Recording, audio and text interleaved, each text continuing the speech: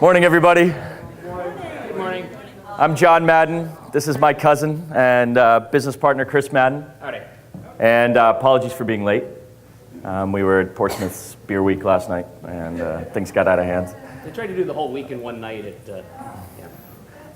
So we're a couple of startup guys. We have an old school business called OU Hero, which is employment matching, and we're not going to talk a whole lot about our business. We're going to talk about the free agent economy. By a show of hands, how many people are familiar with the term the sharing economy? One, two, handful, okay? So that's great, because that's what this presentation is about. And our background is that we are a startup in the free agent or sharing economy, so that is our authority to speak on it. Yeah, that's the theory anyway. So in the course of setting up our business, we've learned some things and formulated some theories which we think are interesting to liberty-minded people, and we also want this to be interactive. If you have questions, let us know. It's a relatively short presentation. We want to really kind of, that's okay, I'm very loud anyway. And turn this into a conversation about where the opportunities and threats are for the independent economy, for the free agent economy. So real quick, some history. Before the Industrial Revolution, there wasn't necessarily a lot of political liberty, but business happened in a very kind of direct way. You were either a farmer, either a freeholder or a tenant, and you grew stuff, or you were a landlord and you collected stuff from your tenants, or you were a craftsman or a merchant, and you did business directly with people, sometimes with money, sometimes with barter. There were, guilds for the crafts, but everything was pretty much one-man shows. If you were a weaver, you wove your cloth at home. If you were a blacksmith, you did your thing in your smithy. There wasn't a lot of centralization, not a lot of need for capital. Industrial Revolution, you start getting economies of scale, but that requires upfront investment. Someone's got to lay out the money to build the factory before you can start operating the factory, and then we get capitalists. Someone's got to put that money up, someone's got to invest the capital. This worked really well for a while. It had its problems. Got a nice child labor picture there. The caption says, "Because children need to be taught the value of a hard day's work." But now your interaction model is very much hub and spoke. If you want to get a suit made, you go to the city, you go to the garment district or the street of weavers or whatever. If you need metal work done, smithing or jewelry, whatever, you go to the city. Or even in the later industrial age, you go to the yellow pages and you flip to the appropriate section. But there's still a very centralized hub and spoke model of interaction. The consumers, and to some extent the producers who go to their job in one of these centralized businesses to do their work, to produce their value, to produce products, to get to the consumers, it's all very centralized. And it's probably worth mentioning that there's frequently some confusion about the word capitalist. We are talking about capitalism as popularly understood. We're not talking about free enterprise, strictly speaking, necessarily. There's certainly, and probably earlier in the Industrial Revolution, as you all know, there's a larger element of that. As we go further into the capitalist 20th century, it becomes less clear that it is free enterprise at all. Government subsidies of corporations, governments acting as the capital investors for projects, particularly infrastructure, but also for businesses that are necessary to the national defense or support the economy or whatever. And of course, socialist countries acting as the capitalist, the government, and the worker all rolled up into one neat, gross little package. The Industrial Revolution also changed a lot of, or sparked a lot of change in legal structures. You get corporations, which, government constructs, created for a good reason, but more entanglement of the market up with regulations. And as John was saying, the government gets more actively involved. But then the information revolution happens, is still happening. The market there's now the tools to decentralize production, to decentralize distribution of goods, to decentralize service connections, more peer-to-peer contact. You no longer have to go to a single place, either the city or the Yellow Pages. There's now the tools out there, a multitude of tools for finding the person or the agency that can get you what you want or that wants what you have. In some sense, there's still an information hub there, but there's so many choices that unless you consider the internet itself to be a centralized hub, which is kind of opposite of the point of the internet, there's a huge opportunity here. And with that direct peer-to-peer contact, we now go back to the pre-industrial financial possibilities where once I've made this direct connection with someone, how we resolve our interaction is really up to us. We might use money. Money is convenient. We might barter. We might trade services. Those options exist.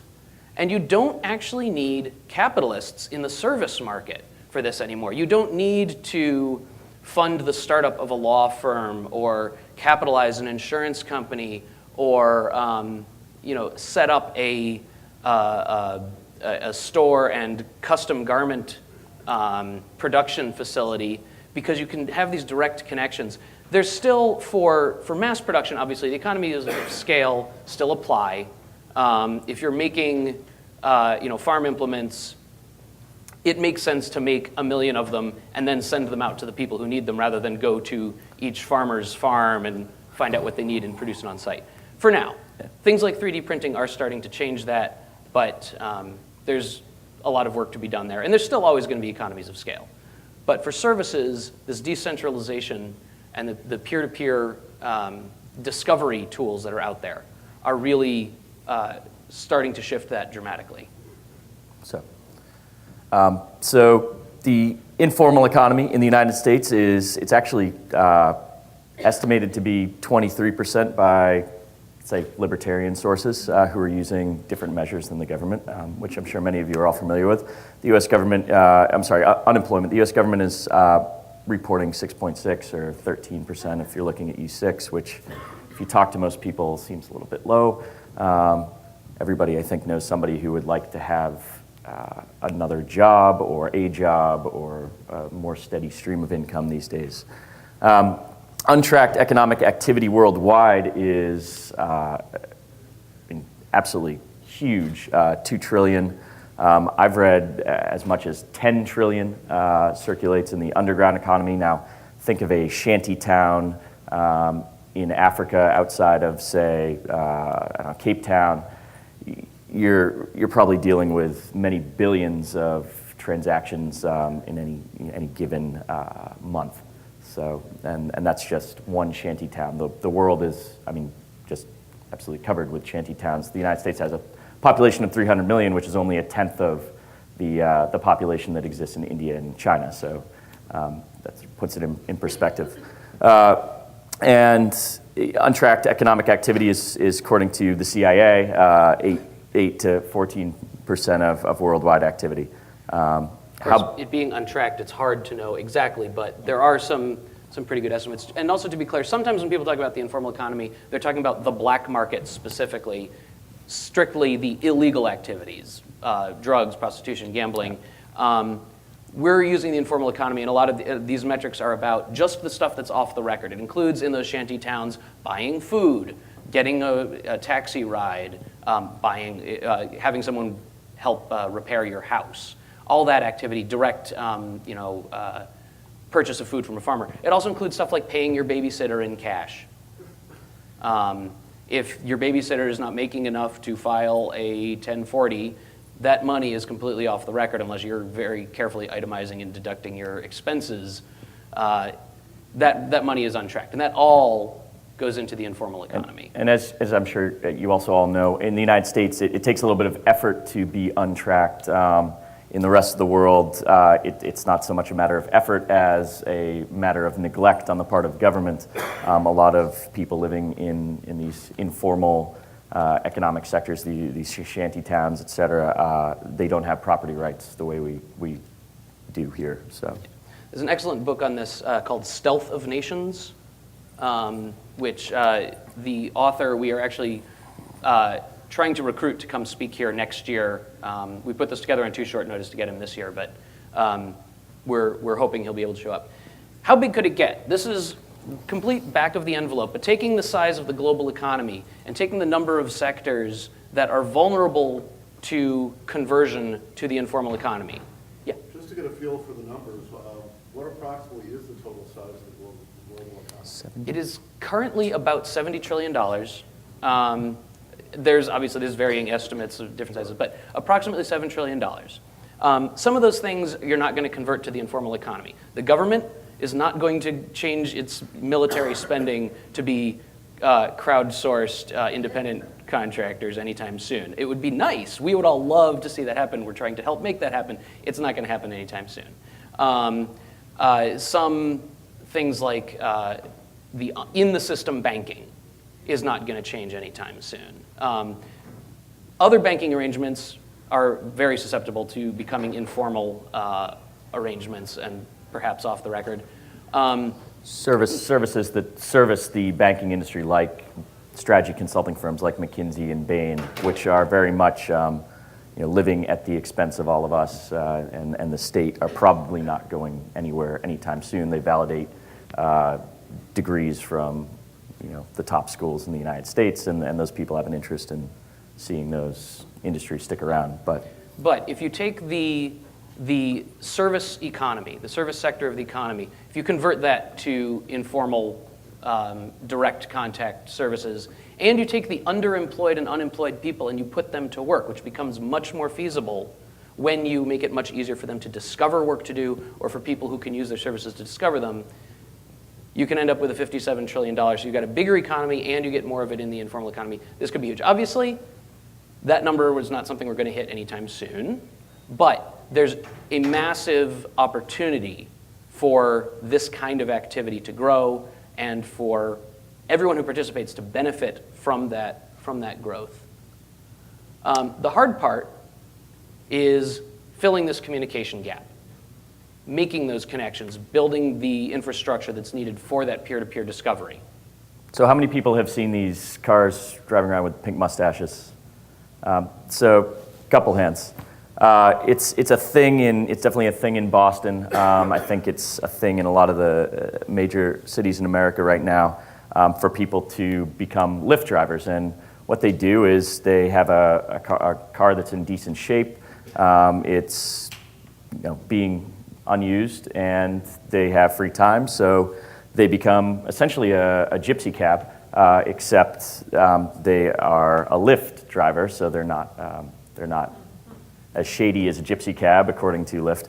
Now, the state sees differently. The state thinks that they are just as shady as a gypsy cab, and in many places, particularly New York, and I think even in San Francisco, where these companies started, the state has made great effort to crack down on companies like Lyft, like Uber. It's big brother, UberX. So what we have here is a list of companies that are facilitating this informal economy. How many of you guys recognize any of the businesses on there? Yeah. Okay, now, if Craigslist is the only one you recognize, put your hand down. Okay, cool. So you do know what the sharing economy is, and the sharing economy, it's a buzzword. It was created by these companies, by a lobbying organization that was set up for these companies called Peers, which has been taken to just absolutely trashed in publications like Salon for aiding and abetting their evil quest to turn us all into, I don't know. Aiding and abetting unsecured revenue that might not get reported to the government. Yeah, if you're cynical. But, yeah, sure. I've used Airbnb, and these guys, everybody who's doing it, they have to report. It doesn't seem like a... Well, right, so... They are... Well, right, so exactly. So, first of all, is the sharing economy a misnomer? We think it is. what's the sharing economy? Facebook is the sharing economy. You're sharing, and now I don't know if anybody wants what you're sharing, but you're sharing pictures of your life and Instagram and so forth. These companies are not, none of them are in the business of sharing anything. That's a marketing term that they throw out there to make consumers feel better about being free agents and engaging, contracting with free agents. And there are some problems with some of their business models. But. Right. And so part of the ecosystem in this space is how much these discovery tools are in the system, how much of them are beside the system or out of the system. Airbnb handles all the financial transactions, and they give the Airbnb host their cut, but they are tracking all that money and they are reporting it. Other things like, Craigslist is just a bulletin board. If you make a hookup through Craigslist, it's up to you, and you make some money through it. It's entirely up to you whether or not you tell anyone about that money. Couch surfing, likewise. Couch surfing doesn't do, supposedly it's about just finding couches to crash on. If you happen to give something to your host, that's your business. Yeah. They don't get involved with that. I would suggest home share rather than Airbnb, because home share, nobody talks about anything. Home share might be one. HomeJoy, Exec, selection. Thumbtack is another one that people may be familiar with. Yeah. And there was another question in the back there. So I kind of think of like the Bitcoin or BitTorrent trackers when I think of this, because it's like you're not really hiring software, you're just setting people up to hire software. It's like a list, right? So Right. I know they make some money from it, but I'm just wondering what the legal battle is in New York, for example. How are they trying to tackle that? So, who wants to stop the sharing economy or co-opt it or divert it? The government has an interest in, well, depending on how benevolently disposed you are to thinking of the government, either in protecting us all and keeping us safe or entrenching their own power. And anything that happens without the government's approval and control and direction is a problem in some sense from a regulator's perspective. So unlicensed taxi cabs. I understand the rationale, if you just have any old person picking people up on the street, you never know what they might do. They might not be safe drivers, they might not be licensed, they might rob you, they might kill you, you never know, unless they've got that medallion. If they've got that medallion, you know that they're safe, right? For people. Yeah. And jumping to the bottom there's the cartels. The medallion system in most cities is basically a way of artificially restricting the supply of cabs so that they can do price fixing.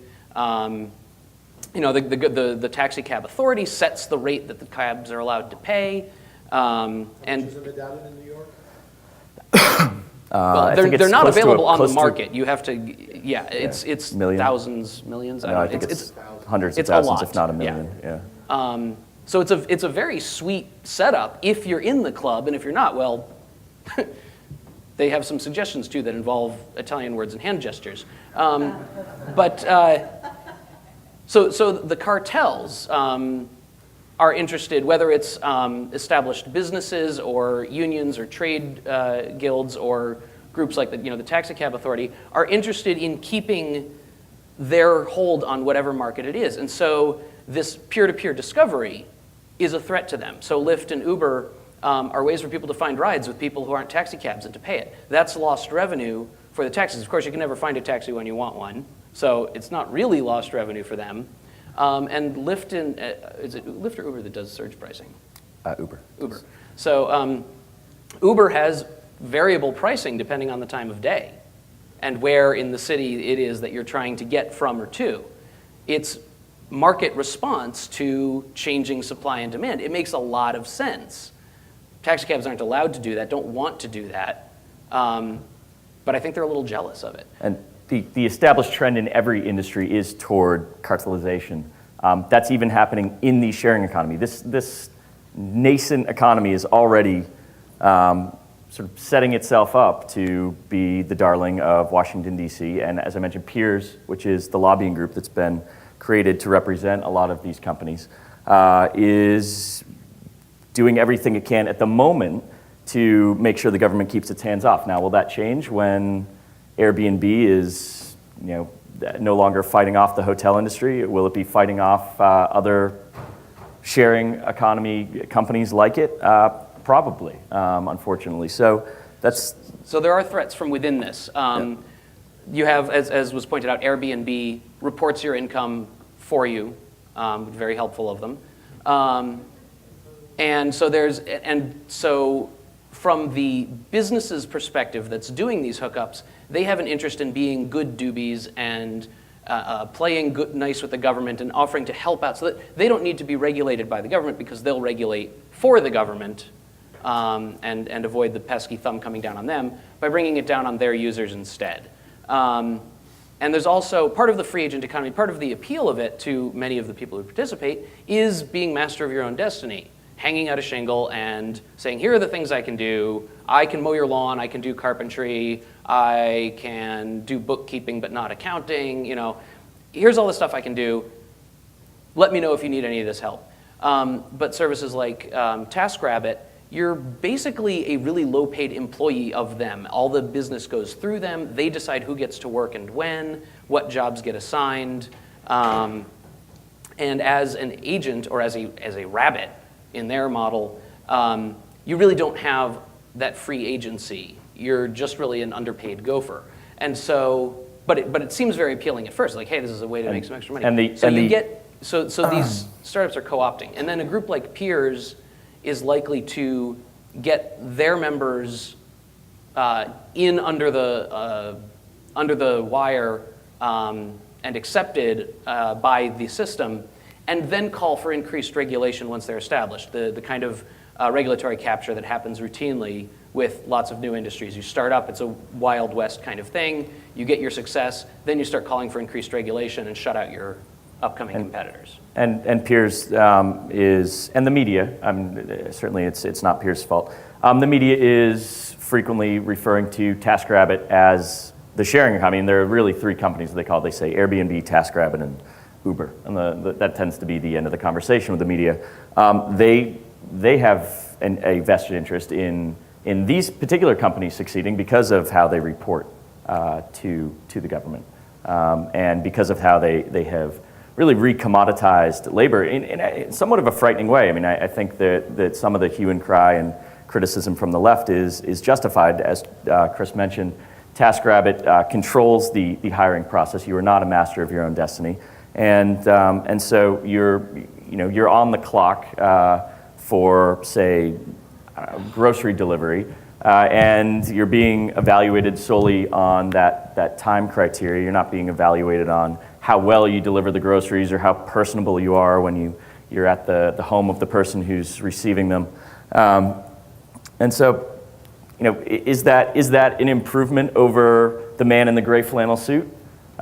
Maybe not. At least he got that $50K a year, and he wasn't under it's changed quite a bit. Corporations are squeezing much more out of people, but he wasn't under the gun in the way that somebody who's working hourly is really under the gun. And so maybe there is a dark, seamy side to the sharing economy that's worth taking seriously. Yeah. As we all know, liberty has risks and challenges associated with it. We still think it's worth it, but we do have to seriously address those challenges. So what do we do about it? Decentralization is an excellent remedy to a lot of these problems, just because if the people who want to control you have to play whack-a-mole and seize control of you one at a time, it's a lot harder for them to do than if there's centralized aggregated information about you or actual physical location. Then it's a lot easier to put regulatory mechanisms or anti-competitive controls in place. That's something that the participants can do simply by scattering. It makes it harder to control. Deregulation is the in-the-system kind of change that we can do. Cities can recognize the futility of trying to keep their taxi medallion system in place and open it up. Hotel licensing systems, labor laws can recognize the reality of the new economy. Infrastructure changes. There's a lot of stuff about our society that's evolved over the last 150 years that makes assumptions about the employer-employee relationship.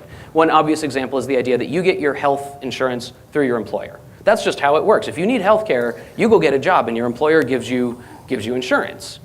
Well, if you're working hourly for 100 different employers, they're not going to give you your health insurance. You're going to have to get it yourself. Group plans have some advantages over individual plans, self-insurance, et cetera. But the infrastructure is not quite there yet to handle 300 million individual customers of health insurance as opposed to 10,000 corporations who are buying that on behalf of their employees. Or maybe the more apparent example of infrastructure that no longer serves the purpose it was designed for is the corporate office park. I mean, you see corporate office parks for lease everywhere when you're driving down major interstates. And what's happening in response to the changing economy is there are a lot of, let's call them co-working spaces cropping up in places where there's high density of these free agents. And these office parks are being converted into spaces that you can rent as an individual on a weekly or monthly basis, maybe with a shared conference room. And the big corporation that filled it before it's not coming back, and those jobs aren't potentially coming back. So there's a lot of empty physical space that needs to be transitioned. And also for people who are doing small-scale production of physical objects, things like maker spaces and fab labs that give you, or tool libraries that give you access to what would have had to be provided by a capitalist. Someone would have to buy you that machine, or you'd have to save up and invest yourself, or to buy that lathe, or that the drill press, or the other high-value infrastructure tools.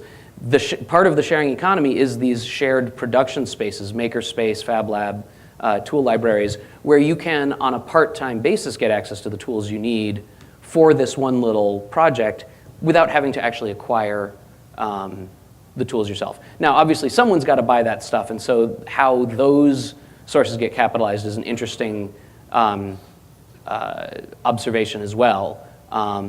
But it seems to be working pretty well through a combination of people lending stuff that they already had, people doing Kickstarter type things to raise money from a group of interested people. And obviously alternative currency, this is kind of part of the decentralization thing, but if you're not using the system's currency, it makes it a little harder for the system to get hold of you. Obviously, Bitcoin and other alternative currencies are not immune to being tracked and seized. We've seen this happen. But this diversification, and alternative currency also includes barter and metal, exchanged physically. All of these things add to the flexibility and the robustness of the informal system. So, questions, comments? There's been some good conversation so far. How many of you are participating to some degree in the informal economy right now? As buyers or suppliers? Show of hands. As buyers or suppliers of products or services in the informal economy. Yeah. So basically, anyone who's hired a babysitter or paid a lawnmower in cash, that's the informal economy. Obviously, if you're buying substances that the government doesn't approve of, that's obviously the informal economy. But it's a huge and broad thing. So, questions? Yes. Yeah, I've just noticed as I've thought about the shared economy and operated in it, it really seems to work really well for services. But and that's what I do. I'm in the service business. That's what I do. But man, if I were making widgets, it seems to me that it's going to be a lot harder to be in this free agent economy. Yes. So do you think about that? Do you see people, well, and I think maybe the reason I don't see them is because they're not telling me about them. How does that work? How do you see that working? Well, we do think about it, and part of the reason, our business is targeted at the services market for that reason. Mm-hmm. But there is kind of a continuum. Custom production of objects you can think of as a service. If you're knitting a sweater for someone, the sweater that they want that fits them, right. You can think of that as a service, but you are producing a product as well. 3D printing, small art stuff, like the stuff that's on Etsy, stuff like that. That really is kind of a service, but it's the production of products. Once you scale up, if you're making widgets, if you're mass producing widgets, that's not there yet. It's possible that the technology is going to continue to evolve and make smaller production runs make economic sense. And then eventually we end up with Star Trek replicator stuff where everything is custom made, but that's still a little ways off. There are some areas where that is being done for what you might call. Yeah. Thank you. There's some areas where there is informal economy for physical objects. You know, we buy eggs from people who grow them locally. I've got a good part of a pig in our freezer that friends of ours grew. The other thing is, you know, you go to some small band that's playing music, you buy a CD of theirs. I suspect that's informal economy. There's a number of areas where it's true, but yeah, you're not going to buy a car that way. Yeah. Not yet. Not new. Not new. Regarding custom good, there's a great business opportunity there, and this is a business opportunity we're taking advantage of to create a platform called a marketplace for people who are doing custom orders of, you know, maybe it's scrimshaw, who knows. But right now, really the biggest player is Etsy. One of the downsides of Etsy is as soon as you scale, Etsy says, no, we can't have you anymore. You're no longer doing this yourself, and maybe you're overworked and really only making $6 an hour after cost. And unfortunately, there's not a great place to go as a custom maker where you have a huge reach at the moment. But that's changing very quickly. Yeah. In the back and then up here. What do you think about what do you think about the professional perception? Like, I'll give you an example. Like on Craigslist, there's a resume section, and you know, I put my resume on there. But then once, you know, I'm a high-level professional or something, and I talk to my boss, and he's like, "Oh, I never look on Craigslist for resumes," but yet he hired me, and my resume was there as well as other places. But you know, it's just that perception thing, and so don't look there; you won't find professionals. Right. Managing that perception is important. Now, when I was working in a startup in San Francisco, we did almost all of our hiring from Craigslist, because that's in San Francisco. That's how you do it. That's how you find people. That's how you find jobs. But the perception is different there than in, like, I don't know, you know, Tulsa, where Craigslist is the shady thing that I heard about on the news, where people get killed and robbed. So I'm not going to hire an employee there. But yeah, so this is, and there's a sort of market distinction there. Craigslist is kind of has this aroma to it that some people find appealing, some people don't. You know, LinkedIn, on the other hand, has a very, not necessarily suit and tie, but, you know, at least polo shirt sort of flavor to it. We are trying to set up a site that seems, and hopefully is, respectable, with reputation management and things like that, to provide that kind of reassurance to people that that this is a legitimate thing, that you can hire someone with some confidence from. But yeah, and this is part of what Piers is trying to do too, is like sort of manage the public perception of the peer-to-peer economy in general. You know, Airbnb, I'm going over to some random person's house who says I can rent a room in a city I've never been to before. The Maybe backstory on it's safe, those, I don't know. they were laughed out of every investor meeting that they went to.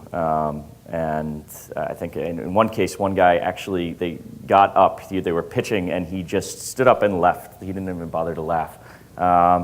So they went through a program called Y Combinator, which is an incubator for startups run by VCs or AVC out in California, largely because they're RISD grads, and the guy running it was a RISD grad. I'm not sure he would have taken them otherwise. And then upon exiting Y Combinator, when a lot of these startups get funded, they had trouble getting any funding. So the public perception is, right now, it's changing, but it's slow to change. People think that this idea of being an independent operator, being a free agent, is a little bit scary, a little bit crazy. And so I think it's really going to change when people who are under the age of 30, who have had to deal with economic stress and have worked in the system, when they come of age, leadership age, I think that the public perception will really have a tidal change then. But right now, there's this sort of Craigslist aroma to the whole thing, which... And we don't believe the old jobs are coming back. We think this is what the economy is going to look like for the near and midterm future. And if the tools, including the ones that we're trying to build, succeed, then the economy can flourish. If those tools are stymied or overregulated or fail to do their job properly, then the economy is going to continue to be horrible and worse in the near future. And there's a question in the front. So my question is kind of probably vague and amorphous, but You mentioned Etsy and LinkedIn, and they're both, I mean, I know a little bit more about Etsy and my husband LinkedIn, but they seem to have kind of they used to be tight, definite what you could find there, and then they become this kind of sloppy, do you know what I mean? And Yeah, so like LinkedIn, LinkedIn was strictly like 9-to-5ers for the most part, or people who wanted to be. And now there's a lot more stuff on it. People just go on LinkedIn because their Facebook friends are on LinkedIn too, so it becomes another social network. With websites in particular, user interface tends to Clutter. devolve or clutter over time as more features are added. The feature set that's really been focused on LinkedIn is for recruiters. It's not for you. You're really just you're the sort of product. like the livestock on their farm. You're the product. And you see an evolution of all business. On the internet, I think you just see that evolution happen much more rapidly. So if LinkedIn fails to deliver the service that it promised for the last decade, I think you'll see competitors. well, my question is, everybody seems to have this tendency to go that direction, and I'm curious if you thought why we keep wanting, I mean, as a society, we all seem to keep doing this over and over again, and I guess that's where my question is. I think it's not the Peter principle, it's the other guy, that organizations tend to expand to fill their space, and that applies to service businesses as well. You get a successful business by focusing on a core area and doing that well, but then people are like, oh, hey, could you do this? Hey, could you do this? And initially you say no because we're struggling just to keep this part going, but then once you get some stability and you get some traction with the users, it's like, okay, well, if we add this feature, we can draw in another 2% more users, and these users are asking for it as well, so let's add that feature. Okay, you add that feature, and then a year later, you step back and you look at what you've done to your site, and you're like, oh, God, where did all that stuff come from? But this is kind of an economic truth about competition, is that if you are the market leader and you do that and you do it badly, you're giving someone else the opportunity to step up and steal your business. Google did that in the search engine market. The search engines had all these buttons and widgets and tools and everything, and Google came out with a website that had a box and 2 buttons, and that was it, and a logo. And that was it.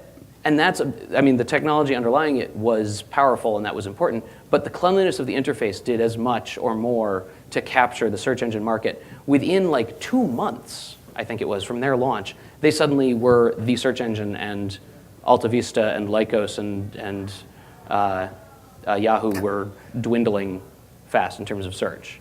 But on the other hand, Yahoo has survived by providing all the other services they do that aren't search, so there's something to be said for that diversification of services.